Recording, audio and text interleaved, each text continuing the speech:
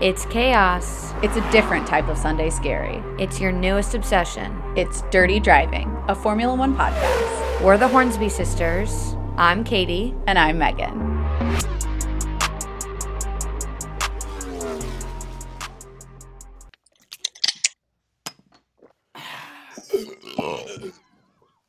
Welcome to the Formula Interested Americans off-season special edition episode. We are here today with our friends, the Hornsby sisters of the Dirty Driving podcast. Today, we will be recapping and ranking all of the drivers from this season. Katie, Megan, how the hell are ya? Struggling after that, but happy to be here. Hey, I'm feeling pretty good after that. I'm ready to rank. Hold on real quick. What have we not done yet today? Do we have an ad read? We haven't played the intro. Oh, all right. Play the intro.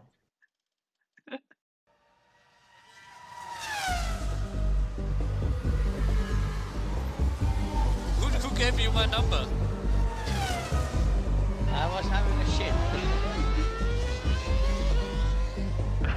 Okay, I'm gonna pee in your seat. I cannot do it when you're having a fucking laugh. Holy mac and cheese balls.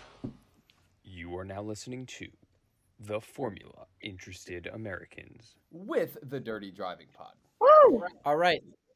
Here's how today is going to go. We're going to go place by place from 21st to 1st, explaining which driver we think was the worst, which driver we think was the best. Everyone has done their own way of ranking drivers, and I'm like shaking from chugging a beer at 11 o'clock in the morning. But we are going to go through quickly and explain what assumptions that we made while ranking our drivers, and then a little bit about how we went about ranking our drivers. So I will go first here. My assumptions, I'm not counting Belgium as a race, but I am counting it for qualifying statistics.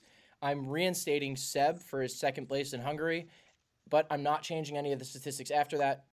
If I mention without DNF, it means I deleted that race from the data set. If I'm including DNF, then the position that they appeared in the results is the number in the data set. And then how I ranked, F1 doesn't really reward consistency. So instead of rewarding big performances, I say, fuck that, and I am trying to flip the script and respect to the drivers that have been consistent this season. Otherwise, it's just an absolute shit show, so you'll see. Con, how did you go about doing your rankings? I ran out of time, so I'm just using my genius brain to bring you amazing content. And that's about it. Katie, what was your method? Okay, so I based mine half on statistics and half on my overall opinion on their drive this year and how well they performed as both a driver and a team duo. I also focused on consistency because I don't think that's rewarded enough in a Formula One, and that's important to me. I looked a little bit into last year versus this year, and I also rewatched all of the race in 30 minutes highlights this week to prepare for this. So Damn. I have watched the whole season this week. Wow. Commitment. Yep. Love it. Yeah, we're Love screwed. And Megan, how did you go about it? So I decided to come up with my own power ranking system, and I said screw the F1 points. I created my own points for race finishes, podiums, pole positions, fastest laps, qualifying results, position movements, so where they are from starting grid versus race results, sprint race, laps led, DNFs, there's a rookie boost, there's an overtake boost, there's a sexual harassment subtraction, and penalty points, all to give me their ultimate rank. Jesus Christ. All right, well, you should probably just disregard what everyone else did and just take Megan's results as Bible. But we're all going to try to defend against what she said, even though her math probably is better than our minds. One last final rule before we get into it. We've turned this into a drinking game. So if we all agree that 21st is Lewis Hamilton, everyone drinks. If you're the odd person out, you drink before you have to defend why you're the odd person out. Other than that, kind of just a free-form shit show as we tend to do on this show. So let's kick this thing off. Starting out with the back of the grid, the 21st driver of the season. Katie, who did you have? I had Nikita Mazepin. Megan? Nikita Mazepin. Connor? I cannot do it, man. You're having a fucking laugh. Nikita Mazepin, come on. All right, I had Nikita Mazepin as well. Drink. Yep. Drink on Rich Energy. Yeah, on Rich Energy today, actually. What? Oh my God, you legends. Oh, wait a minute. We fucked up. We should have got Rich Energy.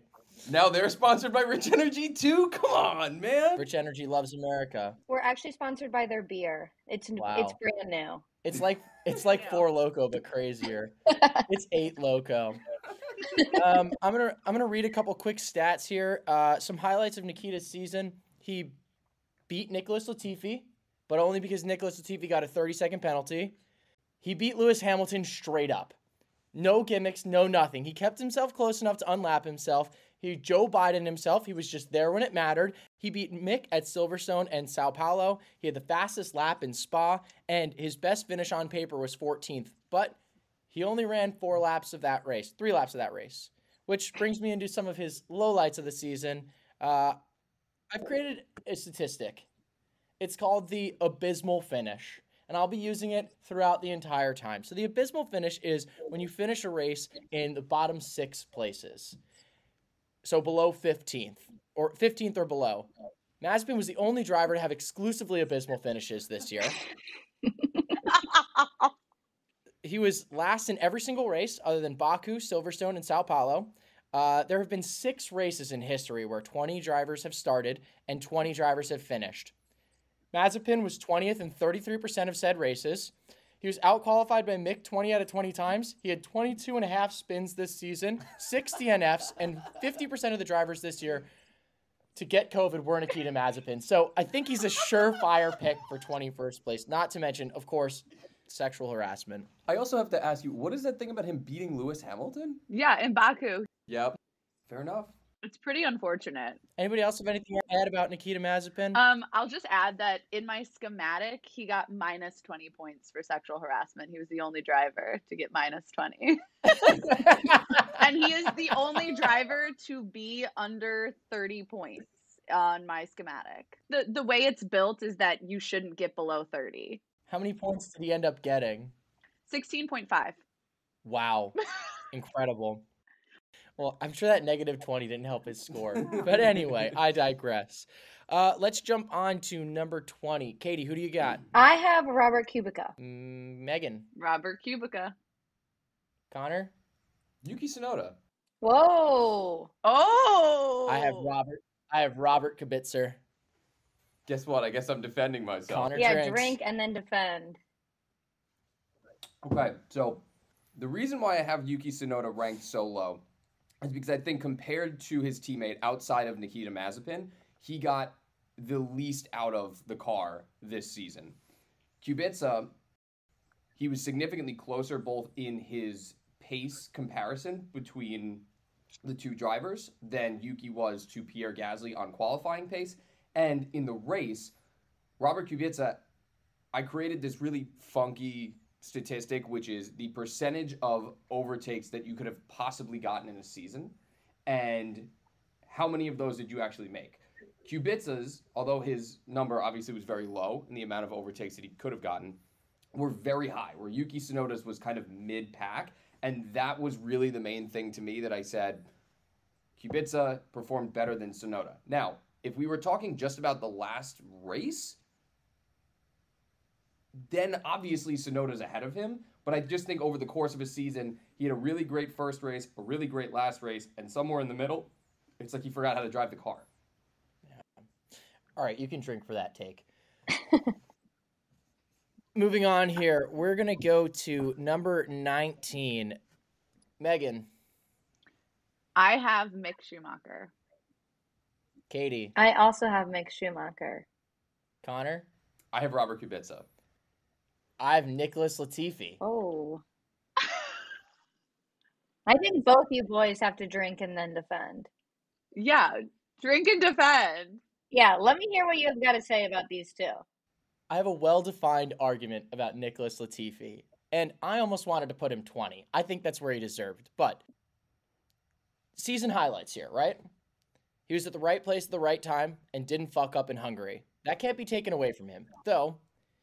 The only reason I'm keeping him in front of Kubica is he scalped 2 world drivers champions in Max and Kimi in that race.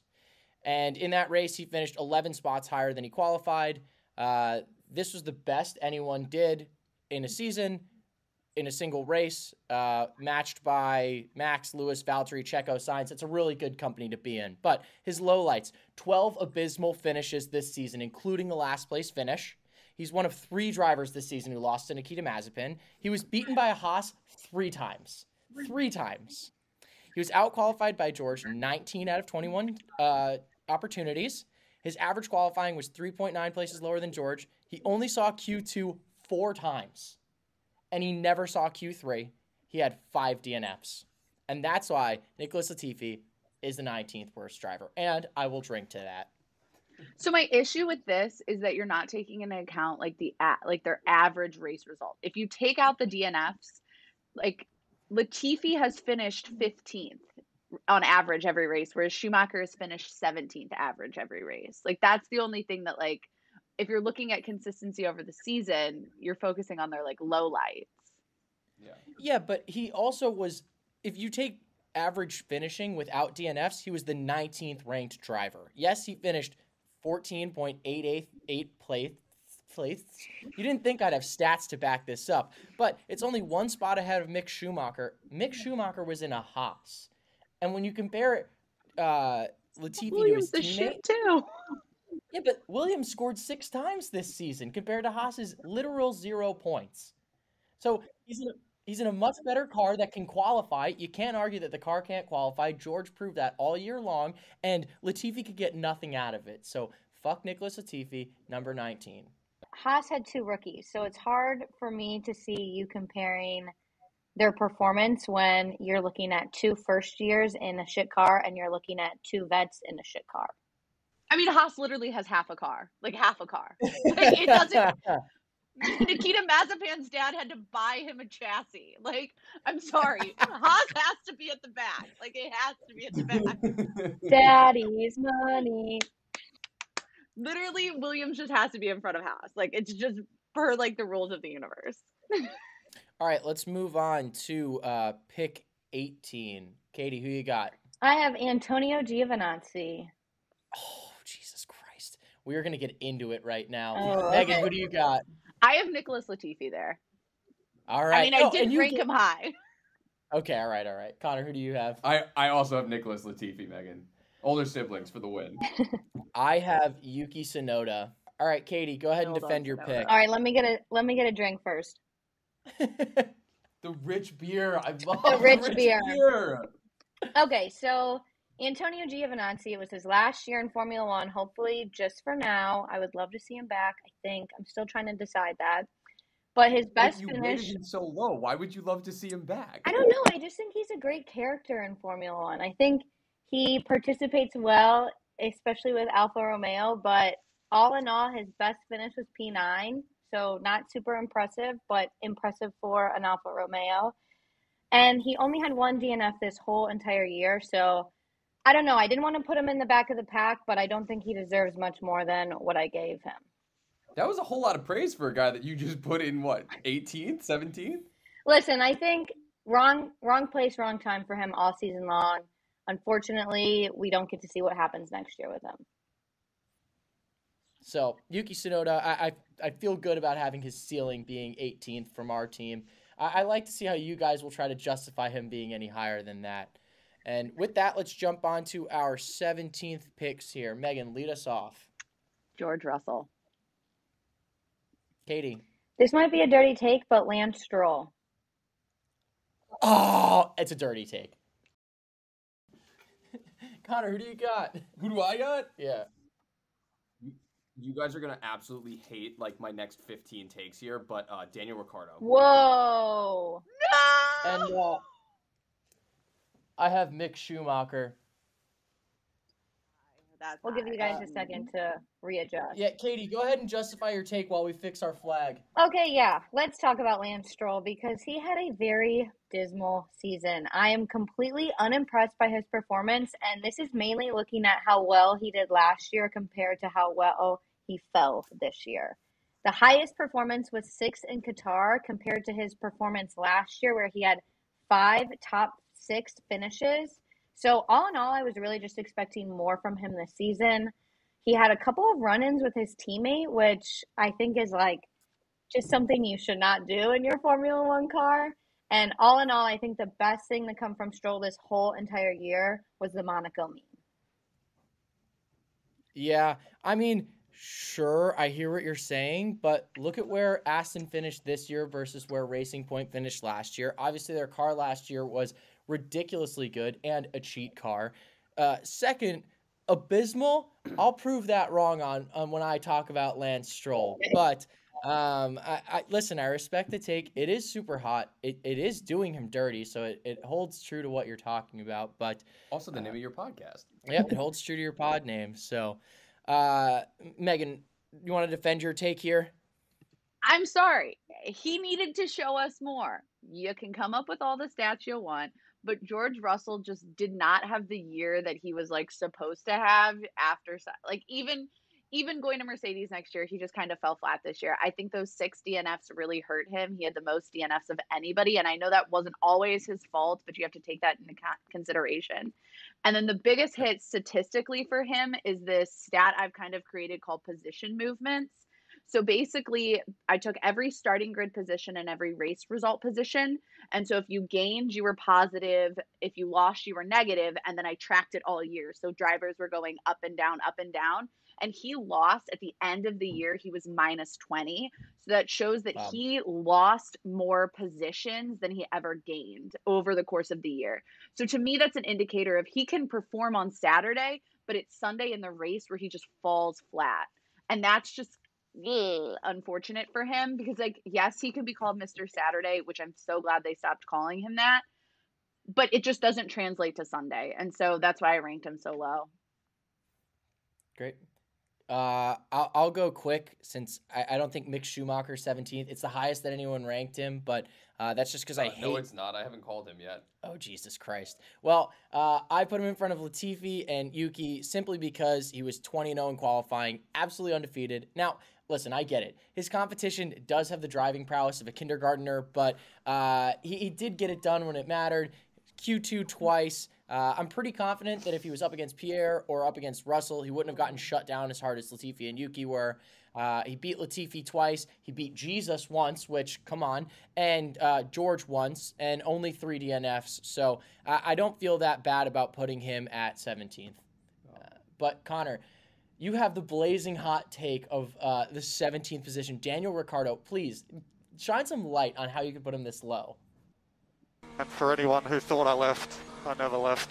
Just moved aside for a while. No, I genuinely thought he left for about 90% of this season.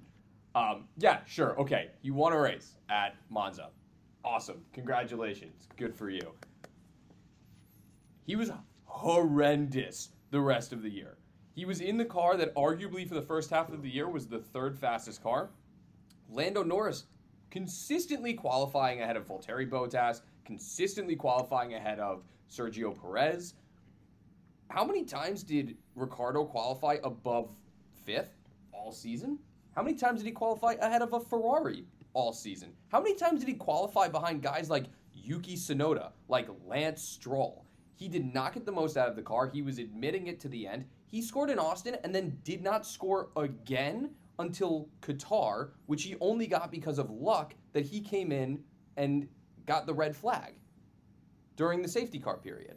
So, I'm sorry, but I love Daniel Ricciardo. He was arguably, you could say, the worst driver on the grid this year compared to what you should have gotten out of him, except Nikita Mazepin, because, come on. Yeah, I mean, listen, I'm willing to be harsh on Daniel Ricciardo. I think that putting him behind the people that you've put him behind is just insane. Just wait, this list gets worse. It gets worse than that? It gets worse. Yeah. All right, let's move on to our 16. I have George Russell. Italian Jesus. Megan? Mine's Kimi Räikkönen. Okay, and Katie? Mine is Yuki. I don't think anyone needs to defend those. I'm pretty good with those. Yeah, let's move on here. Let's get to our 15th picks. As I said, I've got Italian Jesus, Connor. I have a really, really hot take here that everybody in this room is going to look at me, and probably no one's going to slap me across the face right now. I've got Pierre Gasly. Horrible take. Whoa. Bad Fucking horrible take. take. Bad take. Dirty take. Katie? Let's see. I had George Russell. Excuse me. Okay. And Megan? I have Yuki. Okay. So There's one person that has to defend themselves, and it's aggressively me. Aggressively you. All right, Connor, tell us how Pierre Gasly possibly could be the 15th driver on the grid after the season he just had. If you look at Pierre Gasly across the year and you're just watching the races, you're like, wow, this guy's getting the most out of the car. He is really, doing amazing things. And if this was a qualifying ranking, Pierre Gasly might be my number one driver. So that probably shows just how bad Pierre Gasly was in races this year. On average, Pierre Gasly was losing almost 3 places per race on the first lap. He did not move forward on average across the season. He was always dropping back in the grid. And so I very heavily favored racing because, yes, qualifying, obviously, Formula One, super important, but the races where you score points. And Pierre Gasly, all season long, Nolan and I would look at each other and go, where the fuck is Pierre Gasly going? And then you look at where he is in the grid, and he started 4th, and now he's 8th or 9th. Think of another driver this season, except maybe Valtteri Bottas, who consistently was falling back early in races. And even Bottas, he did that maybe 30 or 40% of his races, but the other ones, he did just fine. For some reason, Pierre Gasly cannot figure out how to go forward in a race, and that's exactly why he got dropped from Red Bull and why he isn't there now. Yeah, I think that the statistic of average start versus finish is incredibly skewed for 2 reasons. One, if you're out qualifying the fuck out of your car, then all you have is more positions where you can move backwards. Second, saying that Pierre lost 3 places a race, he DNF'd on the first lap 3-4 times, so that really hurt his number. I get, if you remove DNFs, he's still the worst average start versus finish, but even still, calling him that far down after how well he qualified, how many times he beat his teammate, their car obviously was good but not great, and he beat both of the Alpines. He was 10 points off Daniel Ricciardo. This is a fucking horrible take. Okay, so I'm going to slightly defend Connor, but then I'm probably going to screw myself in the end. So I have him ranked higher. Obviously, I haven't said his name yet, but in my ranking, he lucked out in my ranking because I thought he was too high and I had to go back and check my numbers. So that position movement statistic I was talking about, where they are in the end of the year, Pierre Gasly is minus 36. He is the worst driver in terms of losing positions based on his qualifying to race. But in my ranking, the only reason why he's not where Connor is choosing is because of ultimately he gets the points for where he ends in the race. Even though he's qualifying really high and he's ending much lower than that, he's still getting points. So no, while I'm not defending as low as you've put him, if you're using that logic of you're constantly going backwards in races, that is the correct logic. I feel like everybody's opinion on how I rank them is just this. Well, I think it's complete bullshit, to be honest. Yeah, I mean, it is a little bullshit, but hey, does anyone have Antonio Giovinazzi 15 or higher? No. 14. Okay, so I'll let you defend when why you have him at 14, and with that we'll jump into 14. I've got Kimi Räikkönen at 14. Megan, you said Antonio? I have Baby Jesus. Baby Jesus. Baby Jesus. Katie, who do you have it? Dear Lord, Baby Jesus, or as our brothers to the south call you, Jesus.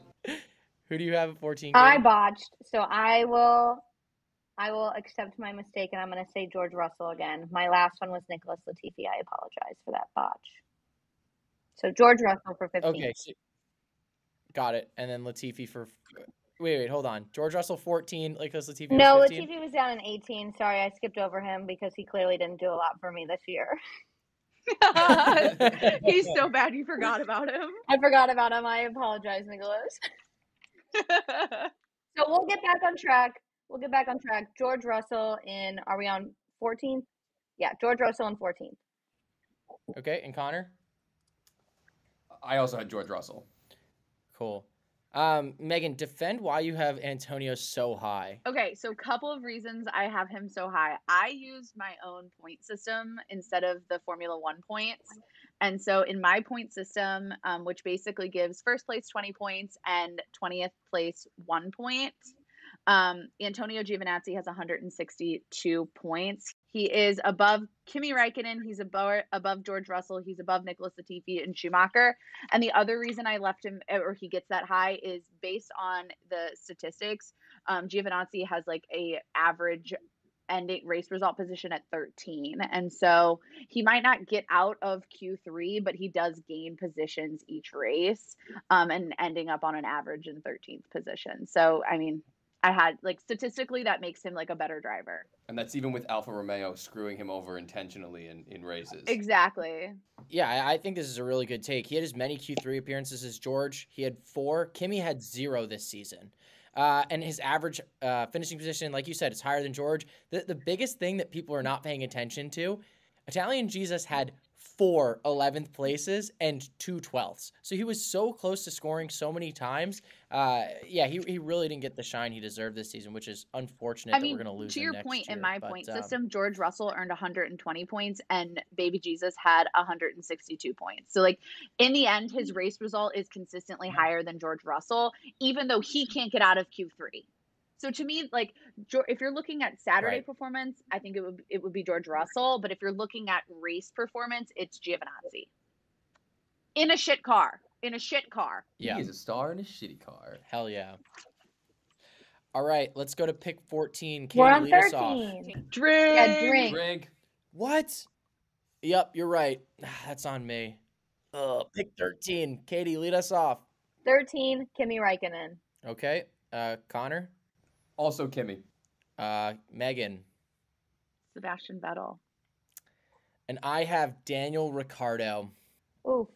What the fuck? I'm sorry. Megan, you can go ahead and defend Seb Vettel at 13. Okay, so Seb Vettel at 13, while he did have more points in my point ranking than Giovinazzi at 169, he didn't have that many more points than Giovinazzi. And in my ranking, Lance Stroll had 193 points. So to me, like, his performance in terms of race results against his teammate was obviously like much lower. But he's also a veteran and like he's been around. He's a 4-time world champion. I just expected a little bit more to him. That also, even if he's at 169, he does get an additional 8 points for winning the overtaking award, but that doesn't put him any higher than Lance Stroll. Did we get the overtaking thing? Yeah, you did. Apparently you did. Well done. What's the prize? 1 million jelly beans. That's the radio moment of the year. Also, I will point out that Sebastian Vettel in the position movement, he ended up at 0, which means he was just like consistently at his finishing position of 11. So, I mean, he just like, he didn't gain, he didn't lose, he just kind of existed. Yeah. Even with all of his overtakes. Yeah. I'll defend my Daniel Ricciardo at 13th. I don't think you need to defend Daniel Ricciardo when I defended him being down in 17th. Yeah, listen, I'm gonna add on to the pile. He missed Q3 in a top 4 car 9 times, and in my eyes, that's a cardinal sin. To the 9 times that he missed Q3, Lando missed it once. I'm gonna really have to defend Ricciardo. Yes, you are. I will as well. Yeah. All right. So let's jump to pick 12 here. Connor, who did you have? I had Lance Stroll. Okay. Megan? Lance Stroll. Katie? Esteban Ocon. All right. And I have Seb Vettel. Katie, you're definitely going to have to defend having Ocon this low. Yeah. So here's the thing about me and Ocon. We haven't always gotten along. There's something about him that irks me, and I might have let a little bit of my personal judgment get in the way here. I'm really happy that he took his first podium win in Hungary, even though it was maybe kind of given to him a little bit. But and then at the end, he did do a great job battling Bottas at the very last race of the season, but he couldn't hold on to him. And I'm like, that would have been your time to shine. If he would have taken third place, I would have ranked him a lot higher.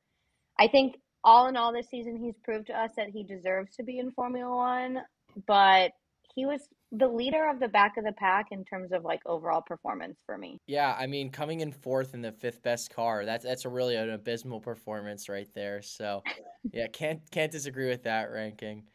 Do either of you guys want to talk about why you put Lance Stroll at 12? I think that looking back at the numbers this year, I thought Lance had a worse season than he did, and then I realized, how close that him and Vettel were in points. I think that Vettel underscored where he should have been with A, the disqualification, and B, 3 or 4 races where either A, he got speared off the track by a driver, or a terrible strategy decision from Aston Martin just left him way down the grid. So I do have Sebastian Vettel quite a bit higher than I do for Stroll, but I think Stroll performed much better than people gave him credit for. And it was easy to do. The car was just so bad this year that they weren't around much. We didn't get to see them much on TV, which is a shame. That car's pretty fucking sexy. Yeah. Stroll, I wrote down that he's inarguably the most unspoken about driver of the season. And to what you guys are talking about, like, he had 0 abysmal performances this year. He had 3 11ths, 2 12ths, and just horrible luck. Like, Baku, he was running 4th when his tire blew out. Like, and then he was in front of Seb, who ended up coming on the podium. So, we can't really discount, like, luck really was not on his side this year. But yeah, I think that those are good picks. So, all right, let's jump forward to number 11. Connor, who do you have? It really pains me to put him this low because you know how much I love this man, but it's Sergio Perez. Wow. I have Lance Stroll, just a place above where you guys put him. Man, the car. Megan? I have Esteban Ocon. Okay. And Katie? And I had Sebastian Vettel. Okay. So everyone has Stroll and Vettel off the board at this point, yeah? Correct. Yeah. Except Connor. Oh my gosh, you haven't. Well, I said Stroll. Well, Connor's got some explaining to do on Vettel. Katie, do you want to talk about why you put Seb Vettel so much higher than you put Lance Stroll? Yeah, I do. I think Sebastian Vettel is, again, maybe I let my personal opinion hop in there a little bit, but I think he just proved to us that he deserved to be in Aston Martin. I think it was a great change and a great switchover for his first year. He performed well. I think he's fallen into almost a mentory role for Lance Stroll. I don't know if Lance has ever had this kind of partnership before. So to me, being in that mentor role, and I did remove that disqualification. So to me, he got 2 P2s.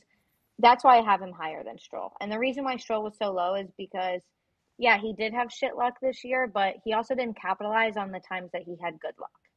Fair point. All right, let's move on. We are getting into our top 10, so our scorers for this year. Katie, who do you have at your 10th spot? I have Daniel Ricciardo. Okay. And Megan? Shit, I'm going to have to defend the shit out of that man. I had Pierre Gasly at 10. Oh, you're going to have to defend that to me.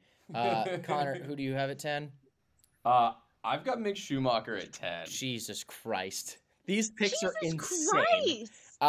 These are out of the wild. I have Sergio Perez. I think every single person's going to have to defend on this one.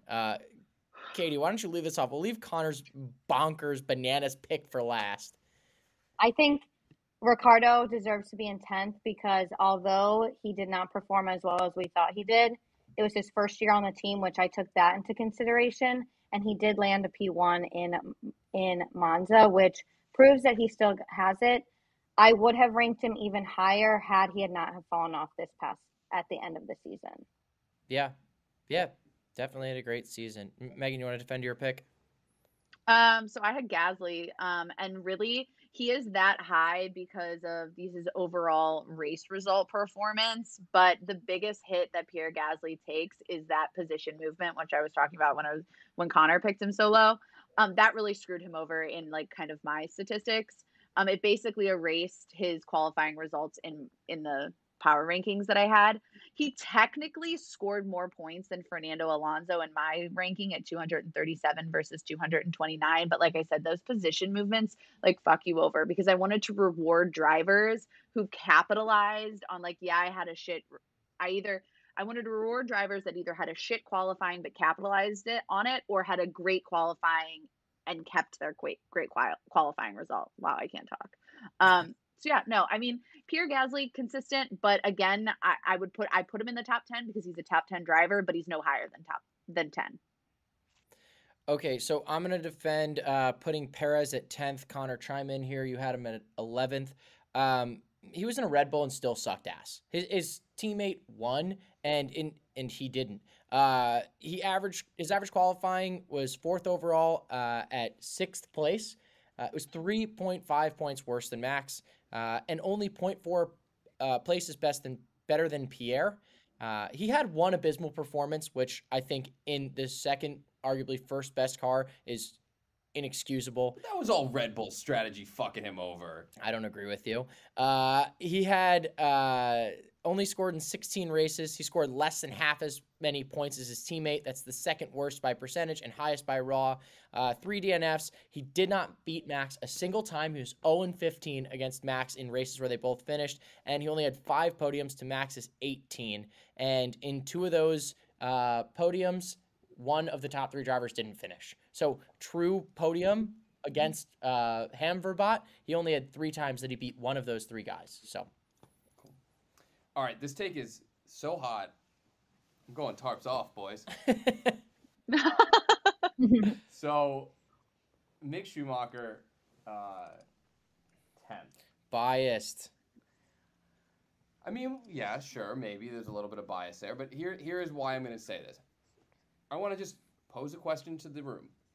What was the worst car on the grid this year? Haas. And how close would you say that Haas was to any other car on the grid this year? Not very. Nowhere near. So, Mick Schumacher made it out of Q3, which is a fucking miracle. Yeah. He raced against guys like Nicholas Latifi and beat them straight up in a Haas multiple times this year. And sure, Nicholas Latifi sucks, but that's besides the point. He had a much better car. He raced against Max Verstappen and held him back for a full lap. That's a fucking miracle in and of itself. But that was the Hungaroring where it's hard to pass. But he still did it. He still did it. So this is a horrible take.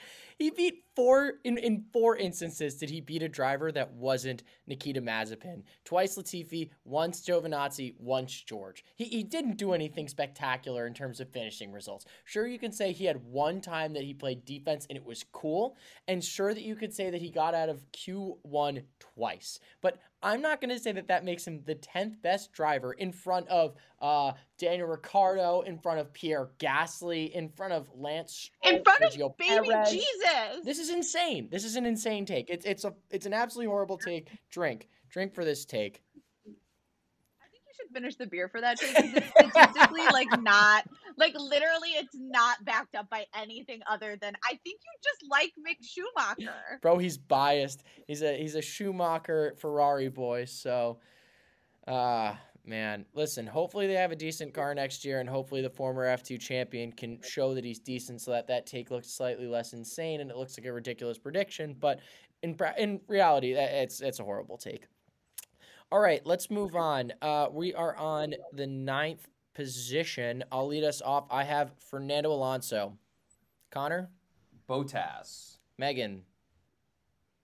Alonso. Katie? Alonso. Yes, Connor, drink, you little bitch. Damn it.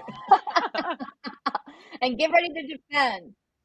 How could you fucking do that to my Finn? Yeah, how could you do that to our sweet boy? How dare you? Terry. So precious. How dare you do that to the porridge-eating, coffee-drinking man? Yeah, so this one I actually have some legitimate stats. It's not just a Ferrari bias thing. So Same reason why Perez was down the grid. When it came, well, actually, no, exact opposite reason, right? Bottas qualified really well this year. For the most part, he kind of screwed it in Abu Dhabi. But anytime Bottas was in a somewhat compromised position where he wasn't starting second or third, he got a bad start, we just watched him sit in 9th or 10th, could not move his way up the grid. And Lewis Hamilton showed us multiple times that you can make up positions in the Mercedes. Out of all of the drivers this year, the one who by far made the most overtakes in terms of the percentage of possible overtakes that they could have made this year was Lewis Hamilton. He did it 80% of the time. Max Verstappen was the next closest at 61%. Bottas had 15%.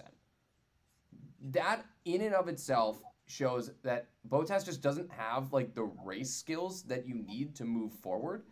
And realistically, I know people next year are like, oh, George Russell's coming to Mercedes. We're really excited. They're basically the same driver, right? They both qualify really well on Saturdays. And when it comes to the race, they fall backwards. And if I have George Russell ranked down in 14th place, Bottas might even be a little bit high at 9. Wow. Listen, I think it's a blazing hot take, but I guess, I don't agree with it. I don't agree with it either. Listen, when we all get to Valtteri Bottas, we can justify and explain why he's so much higher. But another absolutely blazing hot take without any statistics to back it. We'll see how this goes. All right, moving on from that. Does anybody have any? Katie, do you want anything to say about Alonso at 9th?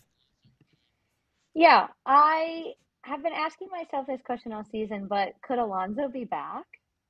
I think it was great that he took second place in the overtake award with 128 total overtakes of the whole year.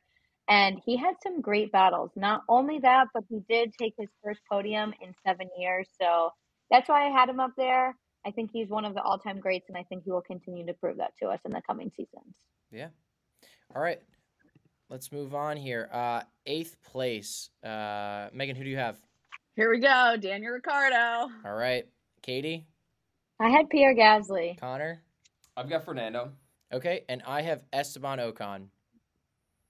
So, Megan, do what you got to do here, because this is a bad pick. That's another podium. Okay, I'm getting ready for this one because I am going to defend my man to the end of the day. Yeah, you better be bobbing and weaving. You better be bobbing and weaving. I know. DRS open, and I'm going right by you. Okay, let's start with, in my points, based on his race result, he had 254 points, which is higher than Alonso, Gasly, Ocon, Stroll, Vettel, the whole rest of the row that I've already listed. On top of that, he gets the 6-point addition for winning the first place in Monza, where he did have Lando Norris behind him the whole time, and Lando couldn't catch him. So, I mean, granted, Lando Norris was never going to be allowed to in that situation, but Norris couldn't catch him in Monza. Next off, if you look at position movements for the year, Daniel Ricciardo is plus 7.5, which is better than Alonso, Gasly, Ocon, and the whole long list. And ultimately, his race result on average without DNFs is 8. And he is qualifying at 9.5. So he is gaining positions consistently every race. It might not be where we want him to be in a McLaren, in a number 4 car, but like statistically, he is ranked 8th. Like if you consider the entire year holistically. So car performance plays in pretty heavily into your driver performance as well then. Because you're not looking at the comparison between like how good Lando was and how bad he was. Because that's no. Okay, all right. Cool. Then I understand how you could potentially possibly say that he's better than Pierre Gasly because of course his car was so much better than Pierre Gasly's this year. But listen, on pure driver skill alone, I think it's a hot take. All right, let's move on here. We're on pick 7, correct? 7th place? Yeah, we are. Cool. We're in a pretty elite field here. And speaking of pretty elite, my number 7th is Pierre Gasly, the GOAT. Connor? I've got Sebastian Vettel. Okay. Katie? I have Charles Leclerc. Ooh. All right. Megan? Same. I have Charles. All right. One of you guys has to pick how you could possibly put Charles this low. if we take out all of his crashes and incidents, then he could potentially be ranked a little higher. Okay. However, I think that's a great I think he defense. did a great job this season. He did take pole in Monaco. He didn't start. He also took pole in Baku. His best finish was P2. He had 6 P4 finishes, but again, he did spend a lot of time crashing, and I'm sure Megan has more numbers to back all of this up.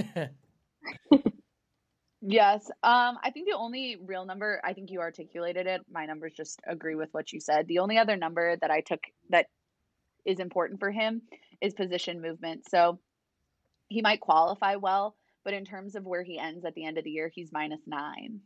He loses positions. Yeah, but this statistic, I also calculated this statistic. This statistic is so heavily weighted by, like, if you have DNFs or if you qualified poorly, it looks much better. So I hear you, I get you, but, like, his DNFs are really putting him down in this. And again, if we take out DNFs, like, his performances, like you said, how many fourth place finishes? 6? But how many times did he DNF from a race? He crashed most of the time in practice and qualifying. So here's the thing. I will say about my position movements, I didn't fuck them on that. So if they DNF'd, it was just -5 for the race. It wasn't -18. It wasn't -16. It wasn't minus a huge number. So I did kind of, I figured -5. Yeah, that's fair. Based on the numbers was like a fair. Nolan. Yep, I got. So you got. If it's -9, he loses positions. Yo, he should have had more podiums. Carlos Sainz out-podiumed him 4-1. Yeah. And his first year with Ferrari. I gave you the opportunity to tell me all of your assumptions at the beginning. I didn't hear any assumptions. So now that we're getting that assumption off the table, I think it's a really good way to quantify it. Did anyone have Pierre higher than 7? No. All right, so let me get into this and why he is the GOAT. Pierre Gasly, 0 abysmal performances, so no performances 15th or lower. He did have 4 DNFs, which was a huge knock against his performances. But outside of his 4 DNFs, he had 3 finishes outside of the points. 2 of them were 11ths. He was 10 points off of finishing in front of Ricciardo. A lot of you had Ricciardo in front of Pierre. This is a bad take. He was so close to beating Daniel Ricciardo, who is in 2 teams better car. His team finished 6th. Daniel's team finished 4th. And he finished 10 points behind him. Without so many DNFs, it was a done deal. Daniel only DNF'd once. Pierre DNF'd 4 times and still finished within 10 points. I don't know how you guys are possibly ranking him so low. Yeah, he fell backwards. His car was dog shit. We all know this. But he made the most out of that car. He really showed that car had so much, because if he didn't, then we'd be like, wow, Yuki Tsunoda's not so bad. He's just in a bad car. No, he proved just how bad Yuki Tsunoda was by being so good this year. Amen. I'll second that. He is the most underrated driver. I love him. I do agree. I will agree that Gasly's performance shows just how bad Yuki was. Like that is the truest part of all of that, is that the difference between the 2 drivers in the same car is ridiculous. Yeah. Fuck, man! Fuck! I'm so fucking regret about the truck limit, man. Fucking shit, man. Yuki's not happy with that take, Megan. He should be better at driving. Yeah. I hope y'all like your tea strong. Con, who'd you have at number 7? I had Sergio at 11. No, who'd you have at 7? Oh, at 7? I had Vettel at 7. There's no need to really defend that, I feel like. That's incredibly high for Seb Vettel. Yeah. How could you That possibly is incredibly put that high, so you should defend that. Ferrari bias. Every single pick is Ferrari bias. Yeah, let's just move on to 6. Man, it'd be sick if you had stats, but dude, who would have thought that I was the one that was prepared for this? All right, let's move on to 6. Katie, who do you got? I had Lando Norris. Oh, all right. Megan? Perez. Sergio? Connor? I had Charles Leclerc. Are you okay? Fuck. Yeah, I am. Because he crashes too much. I have Valtteri Bottas.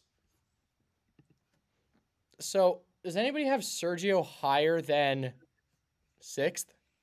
I do. All right. Well, we'll let you defend that when we get there. Yeah, I think you're going to be unhappy about it. You know what? Listen, everyone's allowed to have their own takes. Katie, do you want to defend your pick here? Yeah, definitely. So I think Lando had a great year. I think without his missed call in Sochi with the tires, I would have ranked him higher because he would have scored his first podium. But I think that was a clear sign that he is still learning as a driver. He's in his junior year of Formula One, and I think there's still a lot of lessons to be learned. He had a great drive in France. I will say he had great overtakes and landed 5th there. And then he scored a whopping 160 points compared to 97 last year and 49 the year before. So you can really see that he's improving within the McLaren team. And I think that is also because of the nice Mercedes engine switch that they had. He had great battles with Lewis Hamilton this year, especially in Austria. And Lewis even said that Lando is a great driver. So I've got him here. I haven't got him any higher because I think there's still room for him to improve.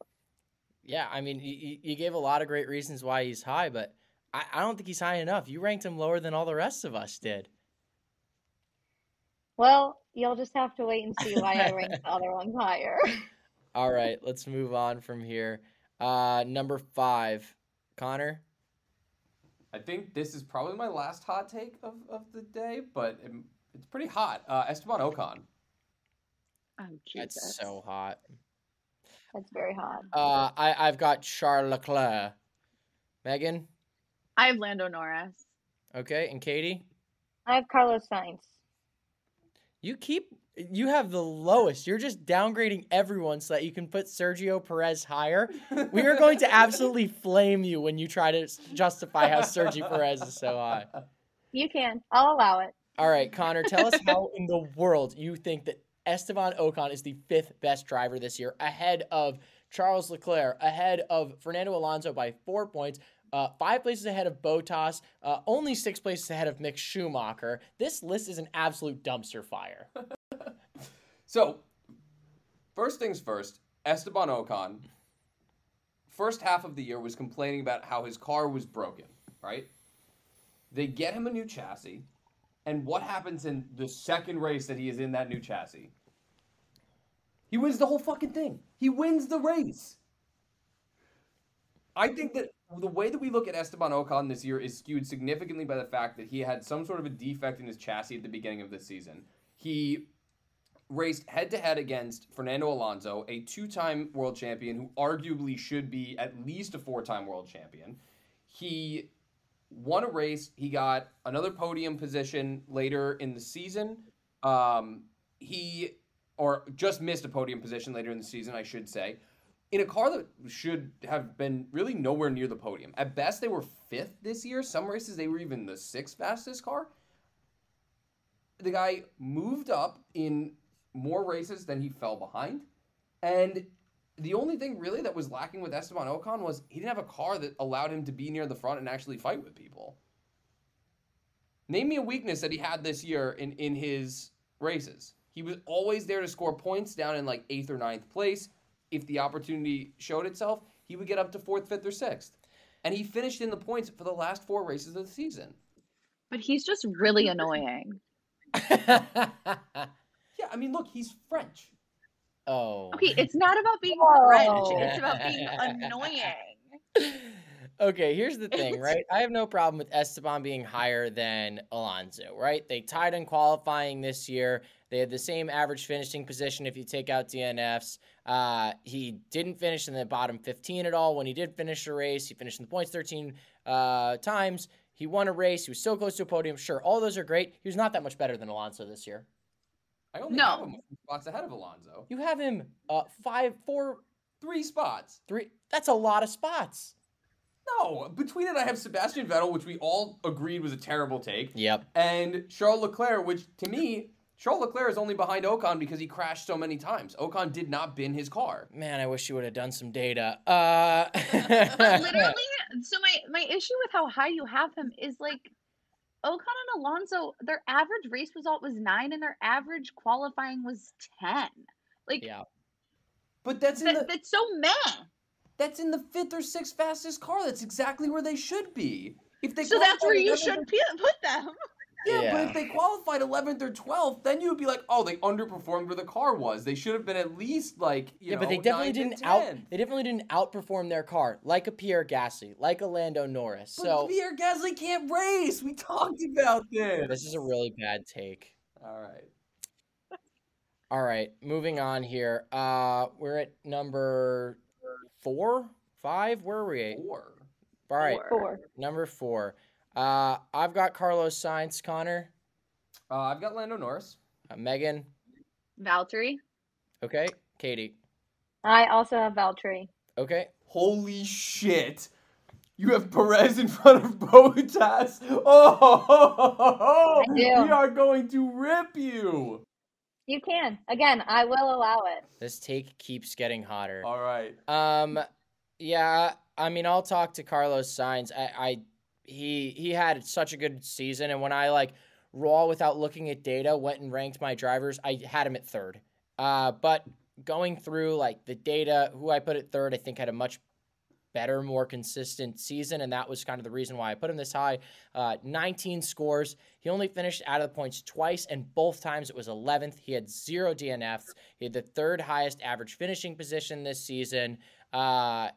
Never crashing out, really, it really paid off. And he was the right place. He was the right time when it mattered, and he ended up 5th overall. He had a great season this year, so Sainz at 4th is fine with me.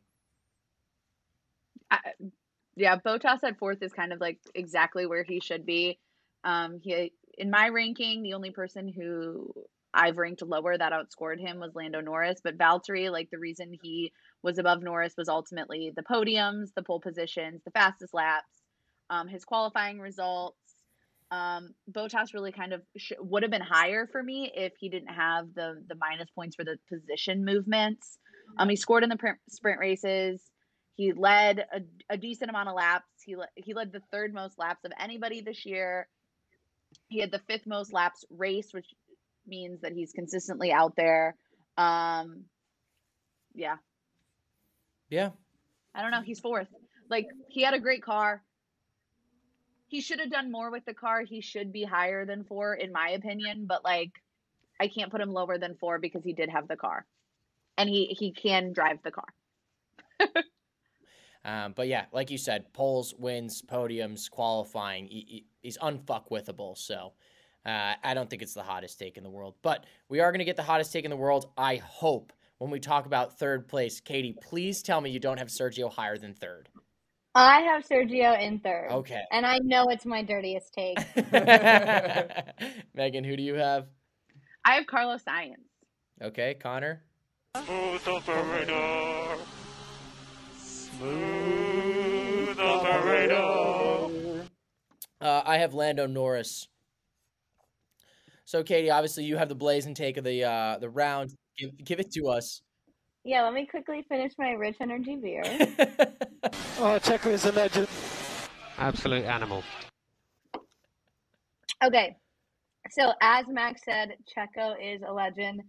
And I looked at team and driver duos, and I think Sergio Perez and Red Bull had some of the strongest strategy as an incredible teammate to Max Verstappen this year, and that is why I have ranked him so high. Slingshot engaged. He also had an amazing first year at Red Bull, and I think that's something a lot of us are forgetting, that he fell into the 2nd seat at Red Bull and did it so gracefully and did it so well compared to our other 2 failures that stepped into that seat. His average qualifying was 6.3, which translated into his average race result about 6.2. So he did qualify a little bit better than he performed in races. He took 5 podiums and was in the top 5 13 times. He landed 4th in the Constructors' Cup, and he scored more points than his last 2 years combined. He took P3 in Mexico to become the first Mexican driver to win their home race, which was a huge moment for me. And he also took P1 in Baku. On top of that, again, I'll say it again, he was an incredible teammate to he was an incredible teammate to Max Verstappen. And ultimately, I don't think Max Verstappen would have been in the place he would have been against the fight with Lewis Hamilton without Sergio Perez. Listen, I think that your justification is cute and adorable. I think it's a bad take. I get hot trash. Listen, I will take it. Cool. I'll take it. Listen, going in, I knew it was going to be my dirtiest take, but I stand by it. So go ahead and say whatever you want to say. Well, I mean, listen, if you had I get what you're saying. If you want to have one driver win, yeah, have a shit second driver that can defend really well is great tire strategy. In terms of being a great teammate, sure, but you can't. It's hard for me to imagine you putting in front of so many great number one drivers, such as, like, for example, Lando Norris, who I put third. Lando Norris this year, in front of Sainz. I'm the only person who did that, I think. He had just one DNF. He had 0 abysmal performances. He scored in 20 races. So if you're going to say Carlos Sainz, consistency this, consistency that, no, that was Lando Norris. The amount of horrible luck he had kept him from finishing in front of Carlos Sainz, but he absolutely deserved it. He would have been 4th in qualifying average with a finish of 5th or better in Belgium. The FIA fucked him by sending out drivers in unsafe conditions, and he had 4 goddamn podiums, which is the same amount as Carlos Sainz. So in my eyes, it was a surefire, easy one to pick. Lando in front of Carlos Sainz by one position, but I feel really great with Lando at third. Before I started this process, I think I had Lando like 6 or 7, but after you look at like his race results, it's really hard to say that he wasn't, an absolutely exceptional driver this year. I'm not going to defend Katie putting Sergio Perez in third, but I am going to give a little bit of some defense here for Katie in terms of why Perez maybe is so high on your list.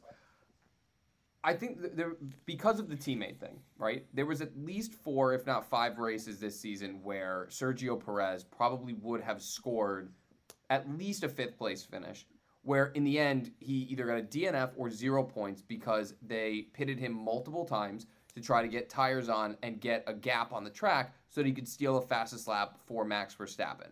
Frankly, if that doesn't happen, plus the double DNF at the end of the season, he probably beats Bottas and gets 3rd place in the championship this year. It's a really bad take. He had terrible qualifying performances, but when it came to racecraft, Sergio Perez consistently every single week moved forward. And if you remember, in the first race of the season at Bahrain, yes, he did qualify in 5th place, but he fell all the way back to the back of the grid when his car died, and he was still able to get up and finish that race in 4th.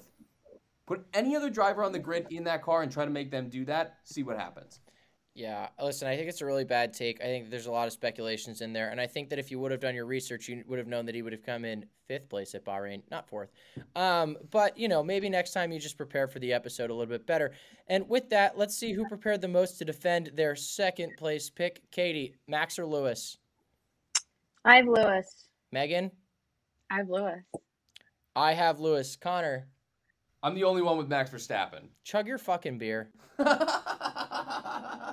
And I want to point out that when I first went into this, was going to back up my stats so that Lewis could be 1 because I was pissed. I also went into it trying desperately to justify that Lewis was the best driver this year. So Okay. Go for it. Here's what I'm going to say. Statistically, Max is the better driver. In terms of actual performance on track, it's Lewis in my opinion. I'm sorry, Max Verstappen did not have a fucking Brazil this year. So I think it's probably my turn then to defend why I have Hamilton 1. Yeah. We'll hold on. We'll get there. Okay. Really quickly, I've got some points to make as to why Lewis is not number 1. Obviously, without the Latifi crash, he's world champion. We don't need to even get into that. But listen, he had a lot of luck to make that incredible run in the last 4 races, winning 3 and coming in 2nd in that last one. His average qualifying this year was fantastic, 2.1, which is an unbelievable number, second place essentially. 8 true poles, 17 podiums, 8 wins, obviously slaps, and he has so many unquantifiable things that makes him the GOAT, right? He's the Tom Brady of F1. But 3 things very specifically that make it so that I could never put him in front of Max. First and foremost, his outfits are fucking atrocious. Absolute hot garbage. It's terrible. He needs to hire a better stylist. If he has a stylist, fucking fire them. If he doesn't, get one who's good. Lewis, bang my line. Second, he had an abysmal finish, right? Without anything going wrong, he fucked up. He hit the magic button. He ran off the course. He did not score in Baku when he had the opportunity to win. And then he was beat straight up by Nikita Mazepin. He's one of 3 drivers this year to lose to Nikita Mazepin. It's not a fraternity I want to be a part of. So regardless, he did lose. Fair and square, 100% finished the race. Nikita Mazepin beat him. So for those 3 reasons, I couldn't imagine you possibly trying to justify that Lewis is the number 1 driver this year. So I will come out and say this ahead of time. Statistically, there is no way for me to justify why Lewis Hamilton is ahead of Max Verstappen. But I also don't think that there's anything statistically that I can justify that Verstappen was better than Lewis this year, which is why I'm taking the intangibles into effect. And here's why I will defend that. The differences between podiums for the 2 drivers was 17 for Max Verstappen, or for Lewis Hamilton, and 18 for Max Verstappen. That's a difference of 1. If not for the yellow flag in the last race, they are equal on wins over the course of the season, right? And that is really what counts. And if we look at the qualifying performances, they're effectively one and the same, right? Max might have more poles, but if you look at the pace overall and you factor in the Mercedes unreliability, they basically qualified on pole equal amounts this season, right? They both had 8 true poles. And if you remove Max's qualifying that he didn't run, Max's average qualifying position is 2nd. Lewis's is 2nd.1. So, yeah, their qualifying essentially is the same. So looking at the statistics, for me, they were close enough that within any sort of, standard deviations, they're effectively the same, right? So the reason why I went with Max Verstappen over Lewis Hamilton is 3 main things. The first one is Lewis's ability to overcome diversity and continue to push forward. Diversity or adversity? Adversity, sorry. Adversity. Embrace diversity, overcome adversity. Yes. He, this year, started off on the back foot. Obviously, had a couple of mistakes that he made at Imola and at Baku that cost him a lot of points. And then, as the season went on, it looked like this was Max Verstappen's race to win, right?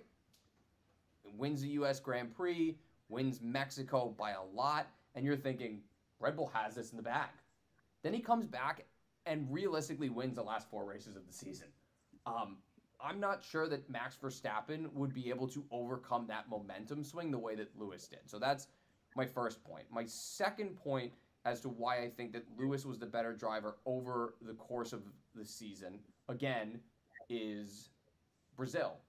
Megan already talked about this, so I don't need to go any further into it. But I think that weekend is not only the greatest weekend of Lewis Hamilton's career, I think it's the greatest driving performance that we have ever seen by a Formula One driver over a 3-day weekend.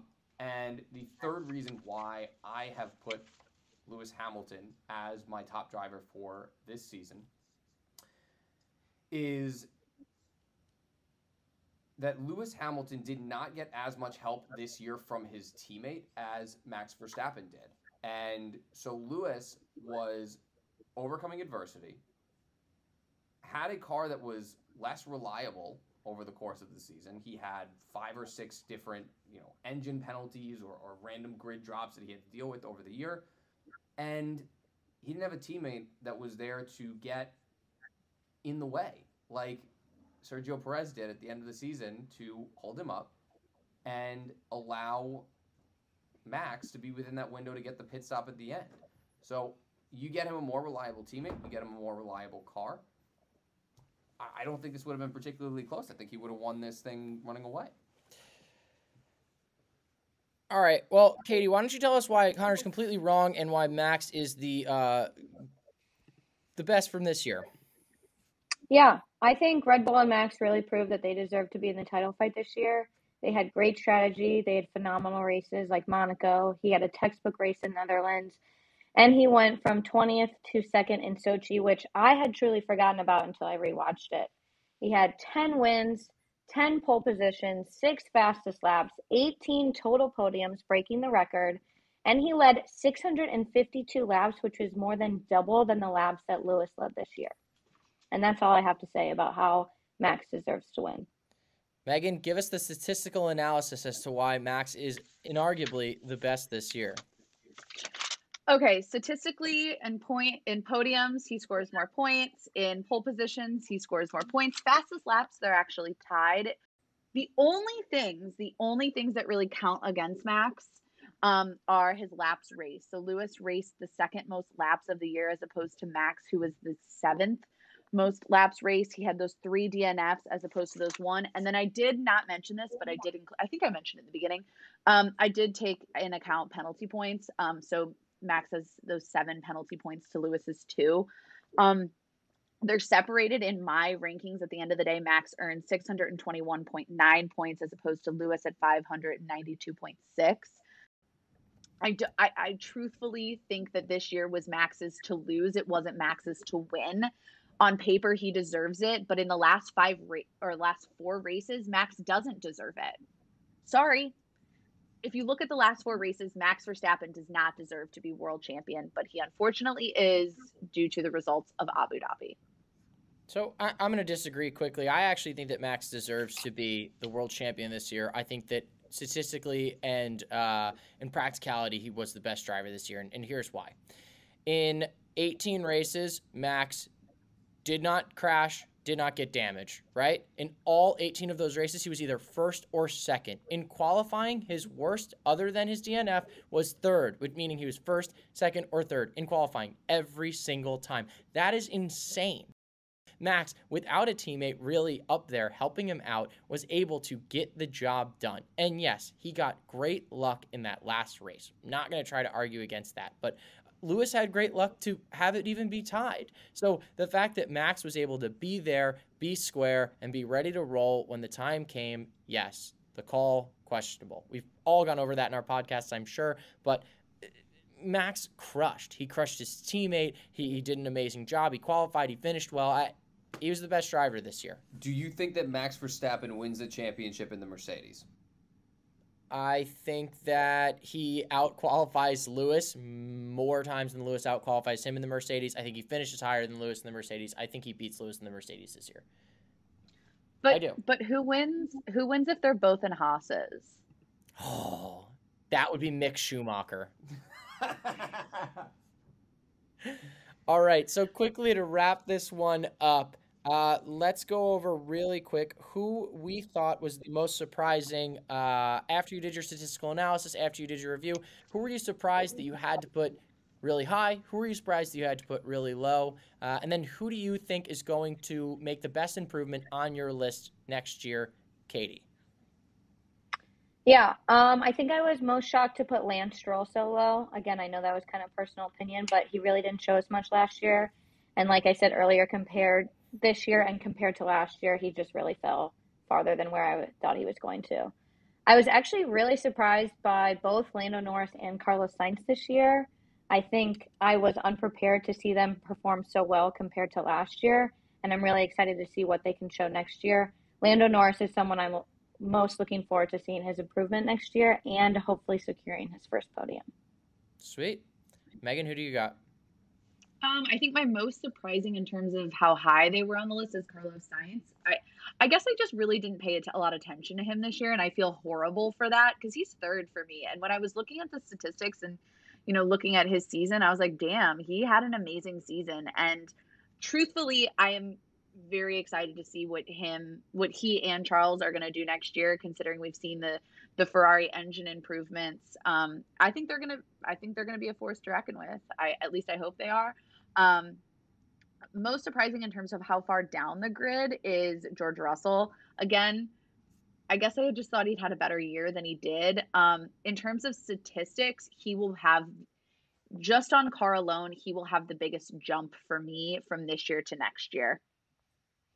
Yeah. Because he's going from a second to last car to the best car on the grid, and Mercedes will not have a shit car next year. It's just not possible. Yeah, he's going from a big wheel to a Harley. Connor, who do you got? I love my list top to bottom. No surprises. Everything's great. It's wonderful. And who do you think is going to improve the most next year? I think that Carlos Sainz is going to win the world championship next year with Ferrari. Hot fucking take. Mark it down. All right. And I think that my high person that I didn't expect to put up that high was Esteban Ocon. I had him in front of his teammate. I had him ranked 8th. I think that that's extraordinarily high, all things considered. Lance Stroll at an honorable mention, being in front of Vettel at 11th. But my low was absolutely 100% Yuki. I had him ranked potentially even in the top 10 before I did statistical analysis. When I looked deeper into it, holy crap, his season was an absolute dumpster fire. Person that I expect to improve the most for next year, I think that that is going to come from Sergio Perez, because I have him at 10th here. And I really think that he will get adjusted to the car. I think that he will, just be able to figure it out, because later in the season, he definitely performed better than earlier. Hopefully the title fight won't be so, he's out of the third place hunt. They're out of constructors, so they're really prioritizing Max. So I think that Sergio will end up a lot higher on my list next year. But yeah, that's my takes. That's all I got. So anyway, Katie, Megan, thank you so much for joining us for this episode. You can follow Katie and Megan on Instagram at Dirty Driving Podcast. At Dirty Driving Pod. At Dirty Driving Pod on Instagram. And what platforms do you guys have your podcast on? We are available anywhere you find your podcast: Spotify, Apple Music, Podcaster, anything you can find, you'll find us there. Sweet. Yeah, they do a fantastic job with race recaps. They do a fantastic job with different educational pieces on aspects of Formula One that you might not know so well or you want to learn more about. So definitely tune into them. We are going to continue to do some more off-season bullshit similar to this. Hopefully some more guest episodes, hopefully some more just wild formats, get some terrible takes from Connor, get some brilliant takes from me, and just see what the off-season holds for us. But guys, thank you so much for joining us. Thanks so much for having us. Yeah. All right, Connor, play us out with the outro music.